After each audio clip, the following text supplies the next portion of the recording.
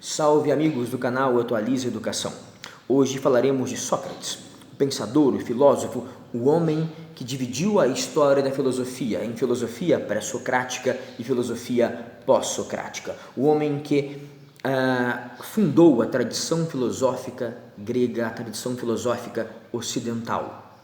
Um dos grandes filósofos de todos os tempos, inclusive do nosso tempo. Sócrates tem muito a nos dizer sobre política, sobre democracia, sobre a condição humana, sobre a busca pela verdade em um tempo em que vivemos a pós-verdade.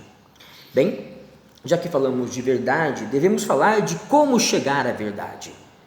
E qual foi o método que Sócrates nos deixou? O método socrático aparece de duas maneiras nos livros didáticos, nas aulas, nas palestras, enfim, no mundo filosófico.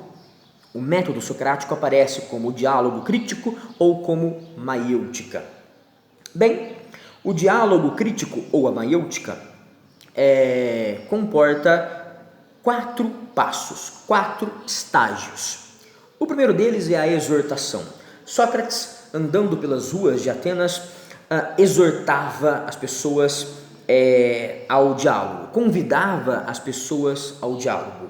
Esse convite era aceito, evidentemente, mediante uma condição. A pessoa que falaria com Sócrates, que aceitaria esse convite ao diálogo, deveria estar disposta a aprender em comunhão, a aprender em conjunto, a aprender com o outro. Exortação feita, Sócrates partia para a indagação. Indagar, perguntar, questionar o interlocutor, mas questionar de modo sistemático, organizado. Sócrates buscava destruir a doxa que existia naquele que discutia com ele. Doxa é aquela opinião que você repete, que você apenas reproduz. É aquela opinião que não foi refletida, pensada por você. É uma opinião, portanto, do senso comum que vem carregada de preconceitos, que vem carregada de vícios, de mentiras, de falsidades que tomamos por verdades. Sócrates então chegava ao terceiro e penúltimo momento do seu método, do seu diálogo crítico, da sua maiêutica. Momento, estágio, denominado ironia. Na ironia, Sócrates mostrava a pessoa, fazia a pessoa perceber o quanto ela era até então ignorante, o quanto ela ignorava o fato de apenas repetir, de não pensar.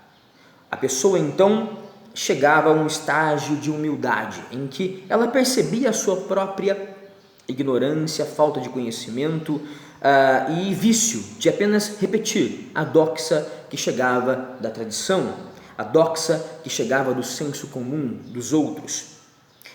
Sócrates e o seu interlocutor, e seu amigo e o seu parceiro de conhecimento chegavam então à maiêutica. Maiêutica, a arte da parteira, é essa a tradução para a língua portuguesa. A mãe de Sócrates era parteira, seu pai um escultor. Sócrates então, junto com o seu amigo, com o seu companheiro de busca pela verdade, chegava por meio do diálogo, por meio da construção democrática da verdade, chegava então ao conhecimento.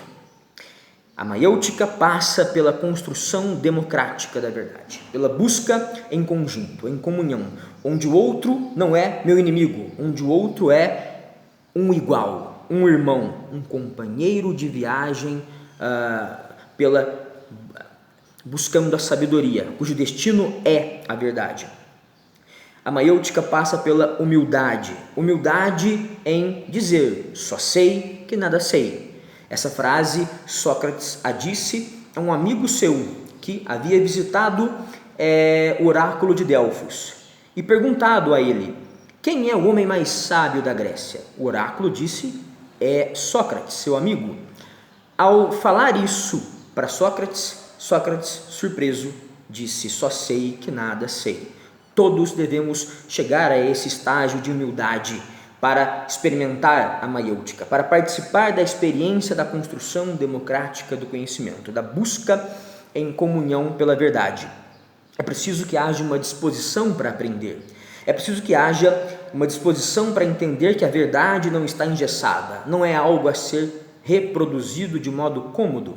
A verdade deve ser sempre refletida. A verdade deve sempre ser colocada sob crítica, sob suspeita, para que se desenvolva, para que se aperfeiçoe, para que seja realmente dada à luz. Somos parteiros da verdade, somos parteiros da nossa verdade, somos parteiros da verdade do outro. Bem, Sócrates, como já disse no começo do vídeo, é um filósofo, é um pensador muito útil nos tempos de hoje, porque os tempos de hoje são os tempos da pós-verdade. E o que seria a pós-verdade? A pós-verdade é uma verdade que se configura, que se apresenta como uma opinião pessoal, um posicionamento individualista. A pós-verdade é o que eu acho, e mais do que isso, é o que eu quero achar. Uma cadeira está entre mim e você. Eu digo, é uma cadeira, eu a uso para sentar. Você diz, não, é uma escada, porque eu uso esse objeto para subir e alcançar um outro objeto que está mais alto. Então, não conseguimos chegar a um acordo. Para você, é uma escada. Para mim, é uma cadeira. Isso é a pós-verdade, uma opinião pessoal intransponível. Não conseguimos superar essa ausência de comunicação, de diálogo. É o que eu acho, é o que eu quero acreditar. É isso que é a pós-verdade. Portanto, ela é soberba, ela não é humilde. O outro não é um parceiro na busca pelo conhecimento, o outro é o meu inimigo. Não importa conceitos, não importam os conceitos, não importam os argumentos, não importa a humildade, o que importa é sobrepor-se ao outro, é colocar-se como aquele que é dono da verdade, da pós-verdade. Bem, hoje é o nosso grande desafio, e Sócrates é muito útil para pensarmos essa demanda social, essa demanda da agenda política, da agenda humana do século XXI. Sócrates, à sua época, tinha também seus desafios. Sócrates fazia a juventude, estimulava a juventude a desafiar os sofistas que vendiam o saber, vendiam a retórica, ensinavam a retórica em troca de dinheiro, e essa retórica era usada na democracia ateniense. Sócrates ensinava os jovens a desconfiarem, a criticarem, a suspeitarem da democracia e das instituições democráticas de Atenas. Afinal de contas, elas estavam sujeitas à ação da demagogia, dos demagogos, da retórica, dos sofistas. Sócrates ensinava que a verdade está acima de tudo, de todos, dos deuses, da democracia. A verdade deve ser buscada, mas sempre em conjunto, sempre dentro da reflexão, sempre dentro da suspeita, uma busca incansável que não termina, portanto, e que é sempre com o outro, nunca solitária. A vida de Sócrates nos mostra um pouco dessa relação dele com a verdade. Sócrates era esposo de Xantipa. Xantipa, reza a lenda, não gostava de Sócrates não cobrar, enquanto sofista, as aulas que ministrava nas ruas de Atenas. Sócrates ensinava para escravos, estrangeiros, mulheres, aristocratas.